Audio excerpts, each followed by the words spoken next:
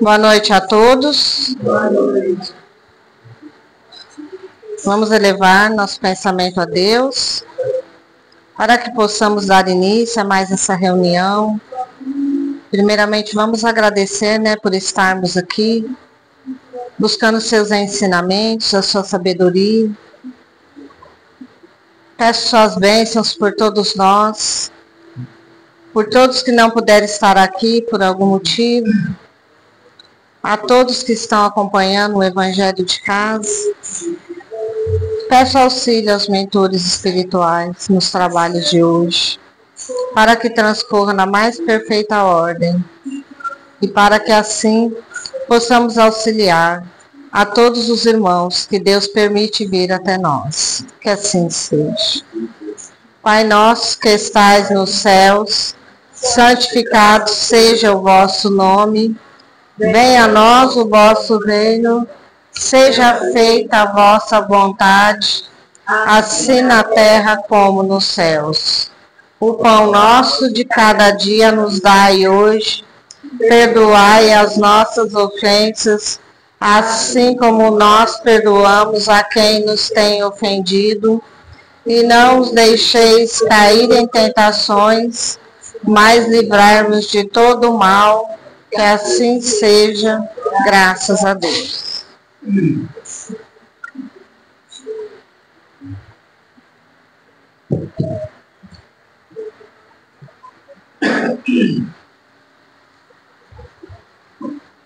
A nosso favor.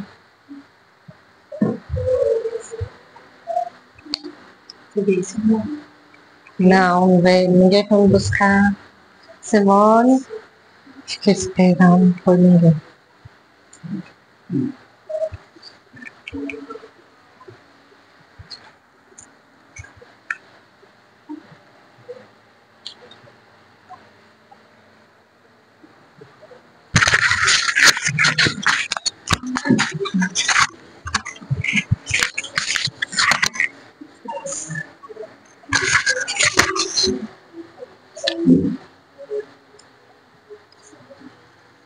Boa noite a todos. Sejam muito bem-vindos e que a paz de Jesus esteja nos nossos corações, que a nossa mente esteja aberta à compreensão, ao entendimento, à vontade de Jesus. Caiu no capítulo 17, Sede perfeitos, e como subitem, o homem de bem. Vou ler o início, viu? Do capítulo 7. Mas eu vos digo, essa parte está na Bíblia, em Mateus, capítulo 5, versículo de 44 a 48.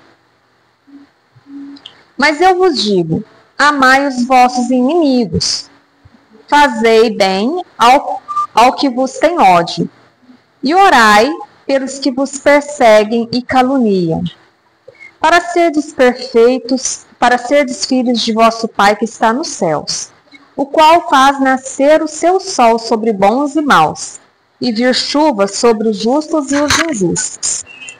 Porque se vós não amais senão os que vos amam, que recompensa haveis de ter? Não fazem os publicanos também o mesmo?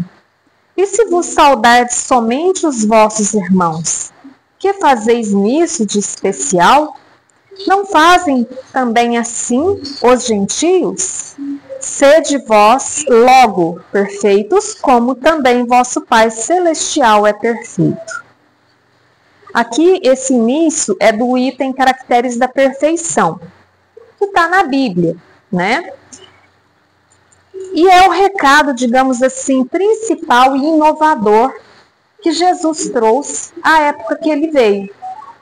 Porque ele, quando chegou a esse planeta, né, trazendo ali as palavras que ele queria, ele próprio, dirigir a todos nós, a posteridade que viria a habitar sobre esse planeta, e nós talvez já estivéssemos lá naquele tempo, né, habitando este planeta, ele queria, né, colocar no nosso coração essa ideia de que o amor, ele é incondicional.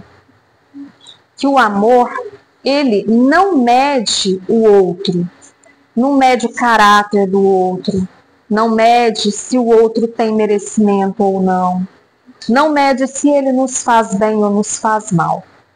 Ele simplesmente fala, ame. Ame ponto, sem condição, sem exigência, sem troca, sem favor, simplesmente amar. E essa mensagem, eu acredito que ele julgou ser assim algo tão especial que todos os outros que vieram antes de Jesus, os profetas, eles falavam muitas coisas. Mas quando ele disse para amar os inimigos, isso é algo assim que tocou muito profundamente no coração dos discípulos também daquela época. E olha que eles eram, digamos assim, talvez os mais preparados daquela época para poder compreender a mensagem de Jesus, para sair divulgando ela. E mesmo assim, essa mensagem foi uma das que mais escandalizou, né? Porque como é complicado você amar quem às vezes te fere, quem às vezes não te entende, quem às vezes quer te fazer o mal, né? E amar, gente, é algo pleno, que faz bem para quem ama. O ódio faz mal. O não querer bem ao outro nos faz mal. É uma escolha que faz bem para todos. E até aquele que, né, vai ser o ser amado, mesmo que ele esteja repleto de ódio, uma hora ele vai se sentir tocado. Né? Porque a gente semeia e uma hora a gente colhe. Né? Tudo que a gente semeia, a gente colhe. Ai de nós se semearmos a discórdia, o desamor, o ódio, a desavença. E hoje caiu como subitem o homem de bem. É uma leitura bem grande, viu? Não vai dar para dar uma verificada nela toda, né? Mas vem dizendo assim, o homem de bem. O verdadeiro homem de bem é aquele que pratica a lei de justiça, de amor e caridade na sua maior pureza. Se interroga a sua consciência sobre os próprios atos. Pergunta se não violou essa lei, se não cometeu o mal, se fez todo o bem que podia, se não deixou escapar voluntariamente uma ocasião de ser útil, se ninguém tem do que se queixar dele. Enfim, se fez aos outros tudo aquilo que queria que os outros fizessem por ele. Essa passagem aqui inicial, né, que vem falando do verdadeiro homem de bem. Já de início tem essa questão do verdadeiro. Porque existe aquelas pessoas que querem, digamos assim, por uma questão, né, de aparência social, estar ali, né? Rotulado como um homem de bem. Então, pratica tudo aquilo que a sociedade vê, né? Se comporta de uma maneira que a sociedade olha e fala, ah, este homem é de bem. Ele trabalha, ele faz isso, ele segue uma religião, ele paga digamos assim, os impostos, cumpre com seus deveres. Mas será que esse homem de bem é verdadeiramente um homem de bem?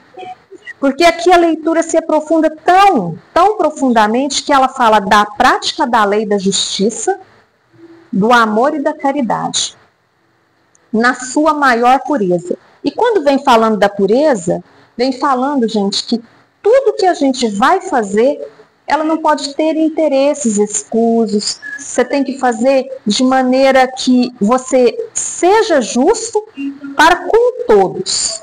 Haja com caridade, mas sem, né, ficar medindo o outro. Você age de maneira homogênea na sociedade, sem ficar perguntando, eu vou fazer essa justiça, mas isso que não vai me causar um dano, e o meu favor que eu queria, ou vai fazer, digamos assim, a prática do amor, mas escolhe a quem amar. Não, esse aqui eu não amo, não. Esse aqui tem um defeito, esse aqui, para mim, eu estou julgando. Não está fazendo na pureza, né? Às vezes você faz para 10, mas e para aquele que você não fez porque você tem preconceito, porque você julgou, porque você mediu a outra pessoa? Então, ser o verdadeiro homem de bem não é só uma aparência social, onde a sociedade te reconhece e te vê daquela forma, mas principalmente você internamente ter essa consciência limpa. E aqui vem falando dessa consciência. O homem de bem, além de seguir isso de uma maneira pura, ele segue a lei de Deus. Mas não é seguir a lei como muitas às vezes pegam o livro, a Bíblia, né, e quer, como se diz, obrigar os outros a cumprir a lei de Deus. Não, ele segue no seu íntimo, mas sem julgar o outro, né, sem impor ao outro. E vem falando também que ele se pergunta dentro da sua consciência. Muitas das vezes a gente já citou aqui, né, Santo Agostinho, que orienta que nós devemos todas as noites fazer uma reflexão sobre o nosso dia. Isso aí já é uma das atitudes do homem de bem. Não é só uma questão de transformação moral, é uma questão de ter consciência dos próprios atos, das próprias atitudes, das escolhas que se faz, porque a gente tem que medir a nós e não ao outro. Repassar o dia detalhe a detalhe, em cada momento, cada escolha, analisar os porquês, fazer a reflexão, conversar consigo próprio. E a gente vê que nesse mundo, muitas das vezes, as pessoas não querem conversar consigo próprio. Não pode estar sozinho que liga um som, que faz um barulho, porque não tem quietude dentro de si para ouvir a si próprio. Às vezes, dentro de nós existe uma consciência gritando e a gente quer abafar o som. Porque nós fizemos coisa errada e a voz da nossa consciência, ela grita quando a gente faz coisa que a gente sabe que não deveria ter feito. Então imagina, né? Vou lá, faço tudo de errado com alguém, passo a perna, mesmo que ninguém fique sabendo. Mas eu sei, né? Como dizem, Deus está dentro de cada um de nós e nos sopra aos ouvidos qual é a verdade, qual é o certo, o que é errado, o que é certo, se eu estou no caminho certo. Basta a gente querer ouvir. Nós já temos essa sementinha do conhecimento dentro de nós. E aqui, né, ele fala as perguntas que esse homem de bem faz na hora que a gente vai fazer essa reflexão.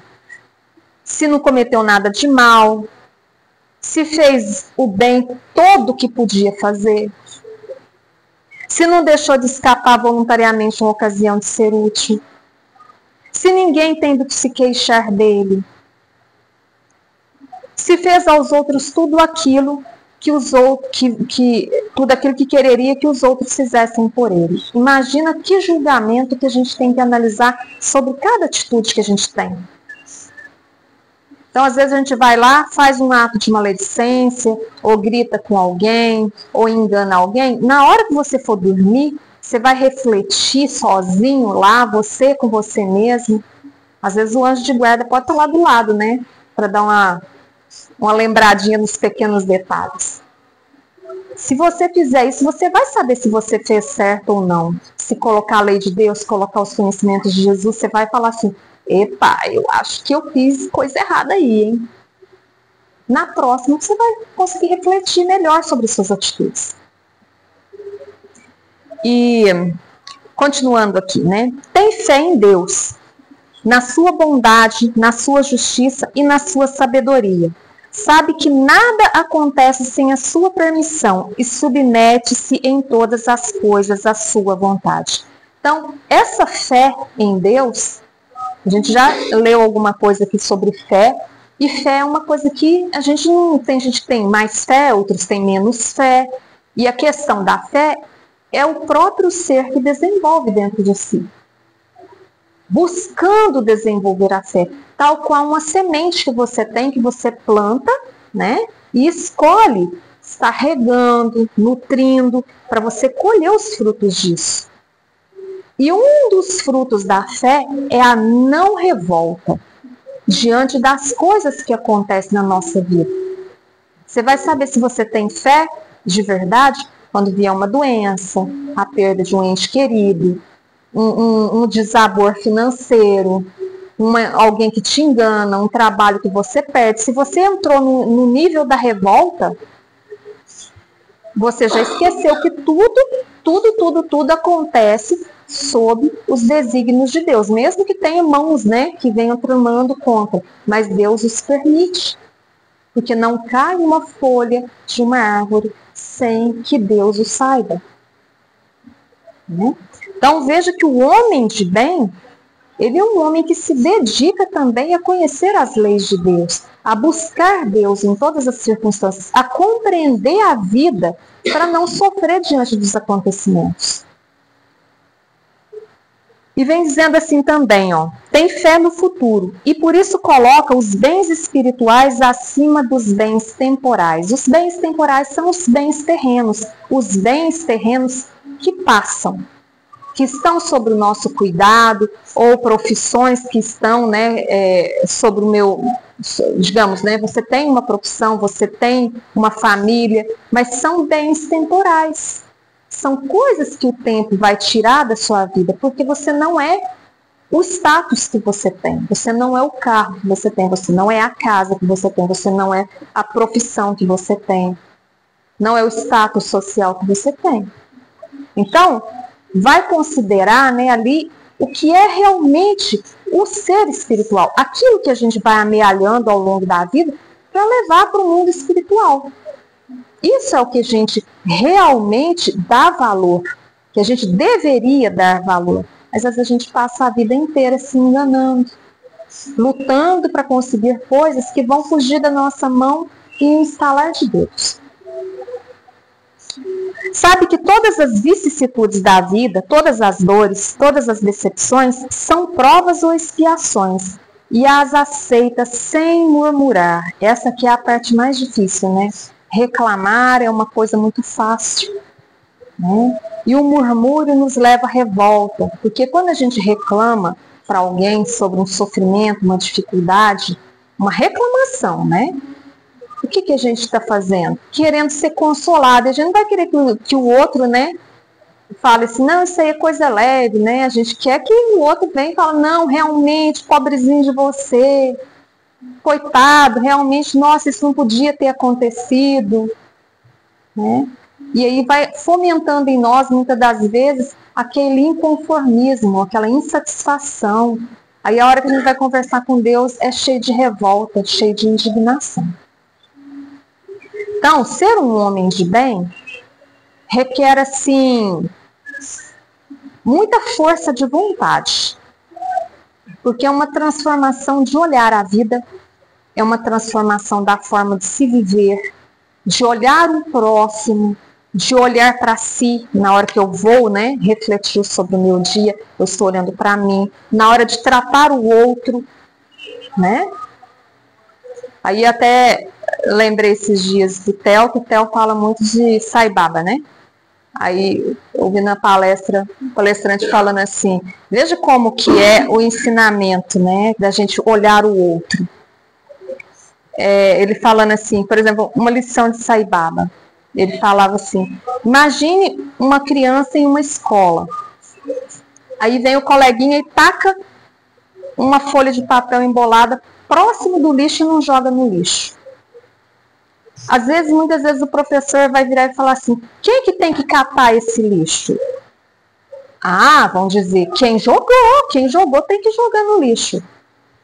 Sai Baba falava que não. Ele falava assim, quem viu primeiro? Quem viu primeiro. Por quê? Por que é quem viu primeiro? Porque aquele que jogou pode não ter consciência, ele pode não estar naquele nível evolutivo de compreender que ele está fazendo errado. Mas quem viu e viu que é errado, vai e faz. E o outro verá que aquela é a atitude correta. É fácil, gente? Não, porque o coleguinha não vai aprender na primeira vez. Todos os dias ele vai jogar lá. E muitas das vezes a gente vai perder a paciência. Veja como é difícil ser o homem de bem. O praticante, porque você vai se irritar. Por fim, você vai falar assim, eu acho que eu sou escravo desse menino catando esse lixo. Não é? E aí a gente começa a elaborar muitos questionamentos.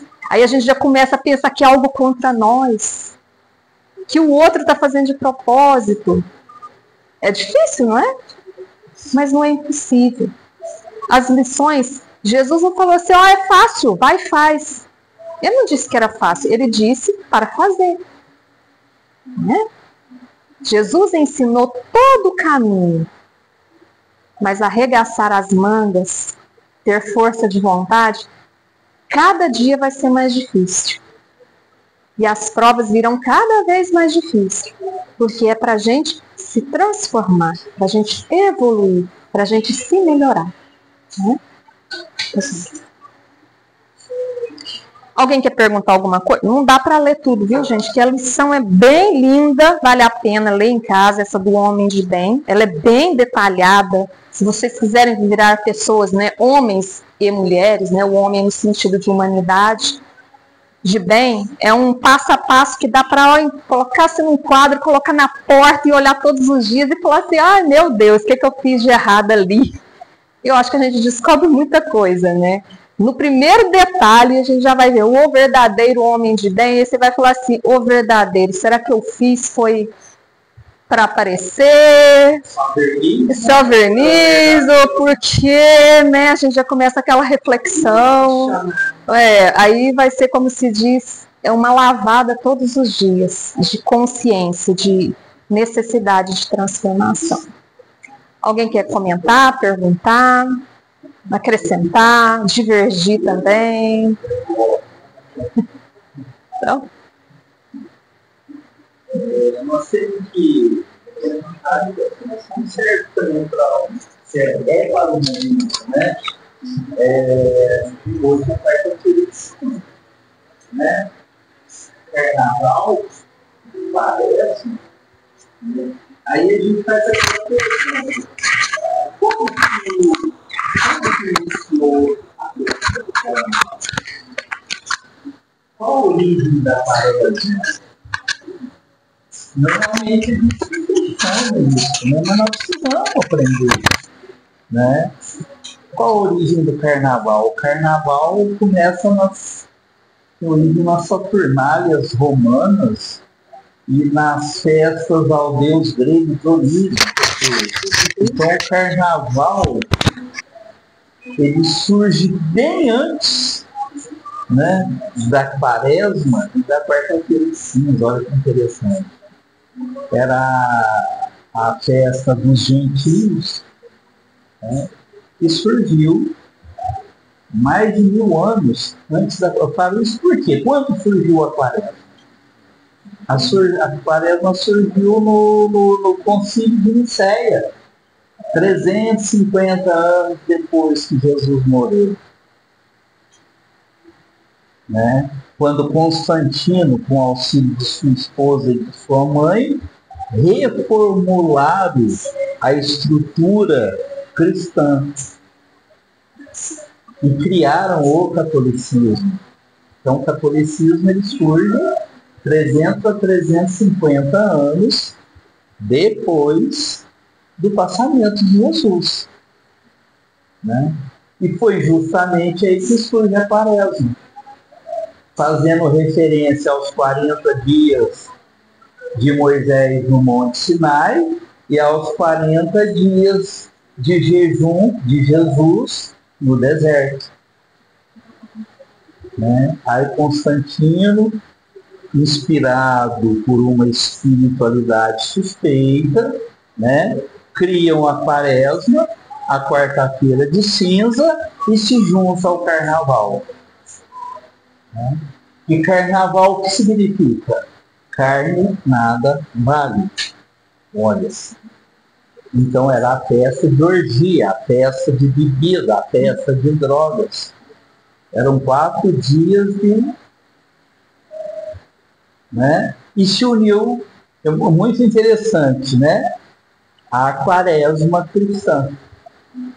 Então, ou seja, depois que passamos o carnaval, né, a bagunça, a orgia, os desregramentos, né? O que acontece com isso, né, com esses 4 dias ou uma semana de desregramento? Olha, semelhante atrai semelhante. Então, o que acontece com o umbral? Né? As portas são abertas. Nós aqui nessas festas sem comedimento atraímos entidades nefastas. Olha como que é interessante. Quer dizer, e depois nós vamos ter 40 dias de recuperação. Mas tem coisas que perdemos nessa semana de carnaval. Hoje melhorou muito. Antigamente era muito pior. Hoje melhorou muito. A condição moral tem melhorado. Tem tentado correr atrás. Né? Inclusive com relação à bebida, né? O que os espíritos superiores nos ensinam? Eu não posso tomar uma cervejinha com a minha família. Podemos. Eu não posso tomar um vinho. Podemos. Mas quando que eu posso tomar uma bebida? Para comemorar um momento de alegria. Né? Quando a gente está na tristeza, né?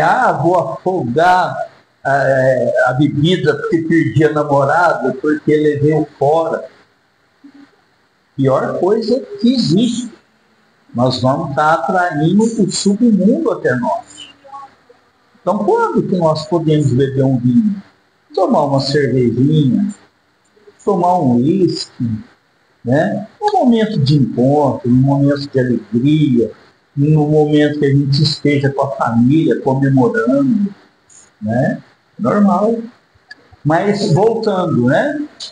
Nós estamos num momento, principalmente os nossos médiuns agora na quaresma. Então, olha, nesse momento de euforia, né, nós atraímos às vezes coisas que não deveríamos atrair. Né? E agora, na quaresma? Né? Por que quarta-feira de cinza? O que representa a cinza? Né? O pó. Do pó viemos, ao pó retornaremos. Na verdade, é para a gente meditar sobre isso. Né? Ao pó retornaremos. Ou seja, pó, mas se pó físico, porque o nosso espírito, ele morre? Não. Então, isso já é um ganho para nós aqui nessa casa de oração muito grande. Quando a gente começa a entender e compreender, aceitar e a ter fé, né, que a Simone, e a fé que Jesus ensina. É quando eu falo que é muito profundo. É aquela fé inabalável. É aquela fé que se eu fico ansioso, se eu me desespero, se eu me vingo, eu estou tendo fé? De forma alguma. Então a fé me traz o que primeiro? Calma, equilíbrio, tranquilidade. É só dessa forma que nós vamos atrair luz. Né? E nossos médiuns, né, os centros espíritas na quaresma jamais devem fechar. Né? Na quarta-feira de cinza, na sexta-feira santa, né, que é outro assunto que mais para frente nós vamos ver o que é a Páscoa. O que é a sexta-feira santa para os espíritas? Né? Como a gente fala do batismo. Não se fica no batismo, não tem o sacramento, não faz casamento, não tem o batismo, todas as religiões batizam. Né? Mas nós temos que meditar. Né? Quem batizou Jesus? João Batista. Não é? Jesus foi batizado? Foi. Mas por que Jesus se submeteu ao batismo? Por sua humildade, por sua doçura, para confirmar que ele não veio derrogar as leis, eu vim confirmá-las, né? Por seu respeito a toda a crença que o ser humano tinha naquela época. Por isso que Jesus se submeteu ao batismo. Não, eu pergunto, quantas pessoas Jesus batizou? Quem Jesus batizou? Não. Isso submeteu ao batismo. E por quê? Porque ele tinha, né, às vezes eu converso com Evangelho? Não. Jesus não tinha religião. Como não? Fala na Bíblia. Jesus frequentava sinagoga. Jesus comemorava todas as festas judaicas. Então Jesus tinha religião. Ele era judeu. Ele era fariseu. Mas por que fariseu e não saduceu? Porque o fariseu acreditava na vida após a morte. O saduceu era o judeu que acreditava que morreu, acabou. Né? Então, para a gente perceber, né, que tudo tem uma história. Então, a quaresma, ela surge mais de 2000 anos depois do carnaval. Agora, o carnaval, a gente está transformando ele, a gente tem que transformando. Né? Por quê? Nós temos que transformar não na festa da orgia, não a festa, aquela pessoa, né, que bebe o ano inteiro e fala, não, na quaresma, 40 dias eu não vou beber. Aí quando é no sábado da aleluia, só no sábado da aleluia ele perde os 40 dias que ele não bebeu durante a quaresma. A coisa é mais profunda, a coisa é mais séria, mais responsável. Né? Então nós temos que perceber que tudo que inebria, que a Simone frisou muito a nossa consciência. Tem muita gente que faz a coisa errada porque ela ainda não sabe que é errado. Se ela não sabe, é porque ela não tem a consciência que é errado.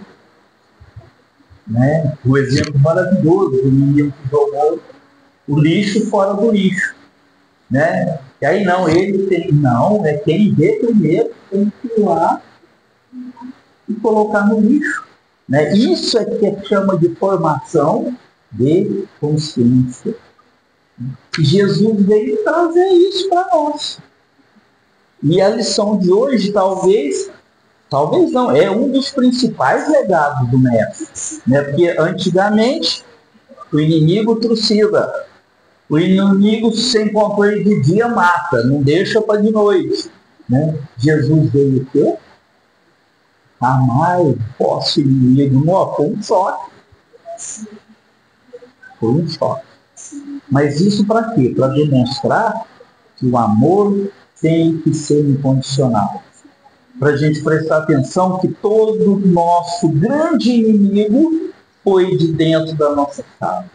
Foi de dentro da nossa casa. Foi de dentro da nossa cozinha. Né? Por questões mundanas, né? Por dinheiro, por uma traição no trabalho, por uma deslealdade, né? Nos tornamos inimigos daquela pessoa. Por isso que sabiamente, né, Jesus fala, olha, antes de colocar a sua oferta no altar, vai lá e reconcilia-te com o teu inimigo. Acerta de Deus, chama, conversa, perdoa, pede perdão. Né? E a pessoa nem sabe que a gente está com raiva. Nossa, isso aí, mas a pessoa não tem consciência disso. A pessoa virou a cara para a gente não sabe no que ofendeu, não sabe no que fez com a pessoa, e a gente fica ali e fala, puxa vida, né? A gente não tem uma oportunidade, e a pessoa não abre, não dá oportunidade. Né, pra gente, que às vezes a gente não tem consciência, como o menino que jogou a folha de papel fora do lixo, às vezes a gente às vezes numa brincadeira, talvez, sei lá, numa frase, a gente ofendeu. Né? E às vezes nós não percebemos. Né? E o nosso semelhante não dá oportunidade para que a gente reconheça o erro, né? Que a gente peça perdão, que a gente peça desculpa, né? E porque Deus quer que a gente tenha o quê? Amizade. Deus quer que a gente seja unido, que nós tenhamos responsabilidade. Né? Agora, não vamos falar que é difícil por causa da chapé, é desafiador no momento de dor, no momento de dificuldade, no momento de diferenças de ideias, né? É desafiador a gente aceitar, né, e continuar respeitando a opinião do nosso semelhante, mesmo que ela seja muito divergente da nossa, né? Mas é aí que está o desafio que Jesus coloca em nossas mãos. Como fazer a diferença? Seguindo os ensinamentos de Jesus. Né? Que assim seja.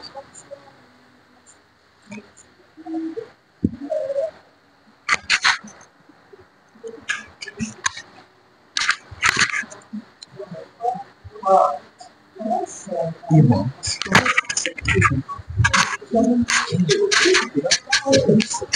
Então vamos passar para a leitura.